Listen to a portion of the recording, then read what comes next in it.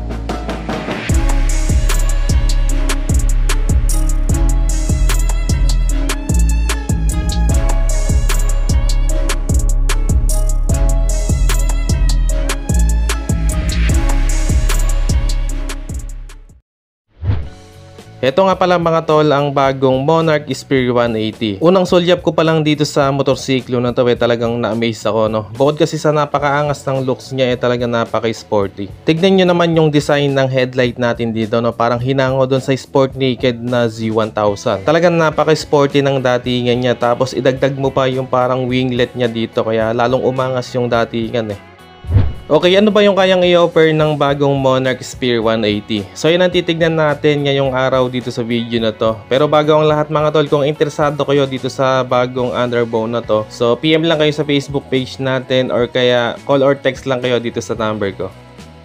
Sa panahon natin ngayon talagang dumadami na yung pagpipilian natin sa mga underbone So andyan yung Sniper 150 at yung Raider 150 na talagang legendary na dahil matagal na sila sa market dito sa Pilipinas. Kaya sigurado tayong subok na yan pagdating sa reliability and sa durability.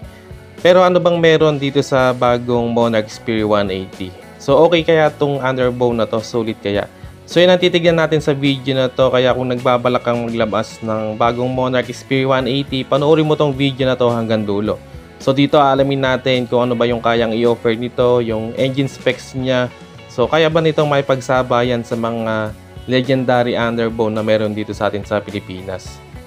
Unang-una mga tol, yung napansin ko dito sa bagong underbone na to, yung quality niya sa panlabas niya. So maganda yung paint job na ginawa, maganda yung fairings natin, makapal yung plastic na ginamit, and talagang masasabi kong quality rin. And para sa akin, pinagsama dito yung smooth and sharp design So yun yung makikita natin dito sa underbone na to. Okay mga tol, pagdating nga pala sa presyo nito, ang cash price niya ay 110,000, tapos meron siyang down payment na 3,000 and payable siya 12 months hanggang 36 months. And kung updated kayo sa hulog, meron siyang rebate na 200.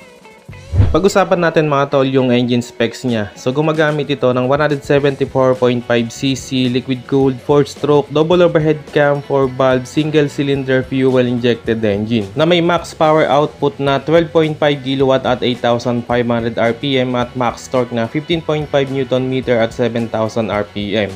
At meron itong 6-speed manual transmission. Pagdating mga tol sa fuel mileage, ito kaya nitong umabot hanggang 40 km per liter. So medyo matipid siya para sa isang 180cc na makina kaya masasabi kong sulit din, pero syempre depende yan sa rider and sa road condition. Okay mga tol, pag-usapan naman natin yung bawat detalye ng motor So mula dito sa head cowling natin, so simple lang naman yung design niya dito. Ang nagdala dito talaga itong daytime running lights niya So meron siyang line dyan na parang nagre-represent doon sa pangalan niya na Sphere. Talagang ang angas ng datingan talagang napaka-unique. And pagdating naman dito sa part na to, so hindi siya ganun kalapad.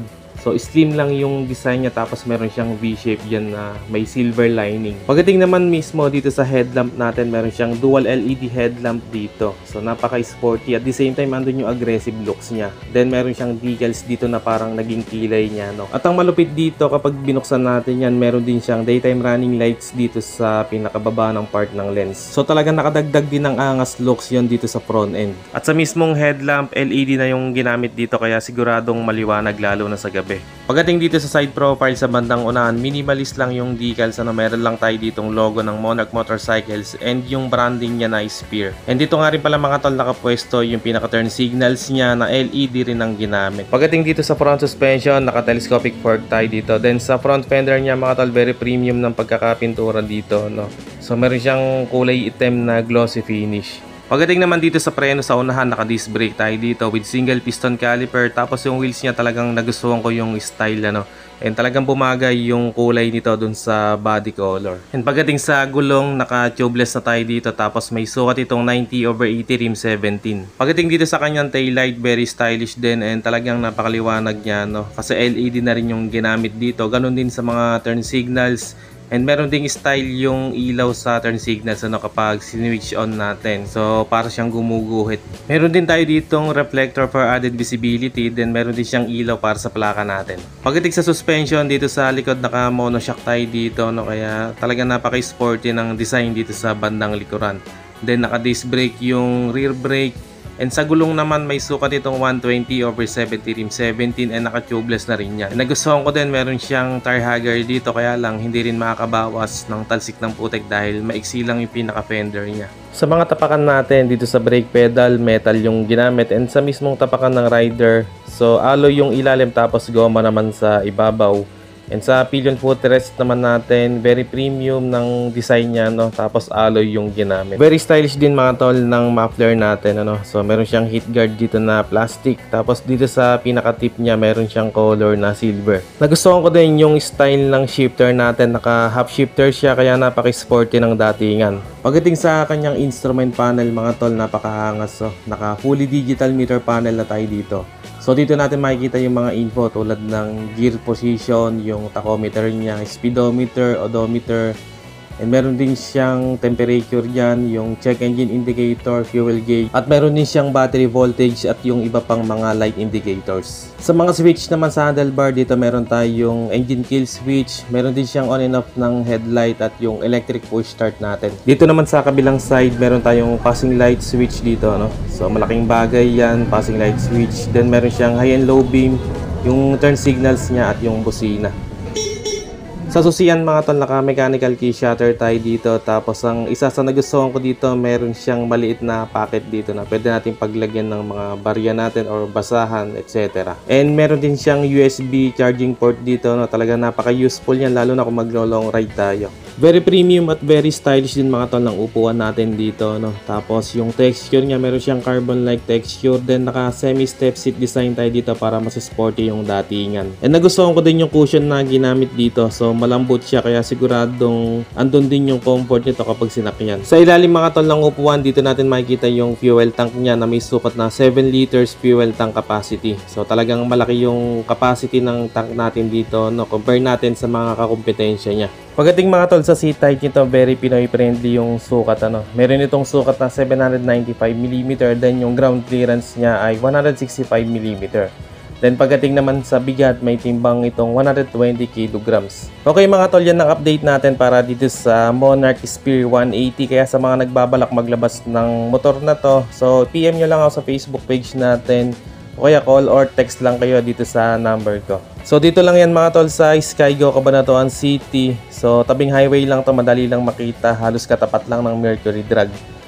So hanggang dito na lang muna mga tol kung umabot kayo sa part ng video na to, at sa mga solid viewers natin dyan, maraming salamat mga tol sa panonood. And kung bago lang kayo sa channel na to, huwag kalimutang mag-subscribe at paki-on na rin ang notification bell para ma-notify ka pag may bago tayong upload. Meron din tayong Facebook page, paki-like and follow na rin. Maraming salamat mga tol, always ride safe and God bless.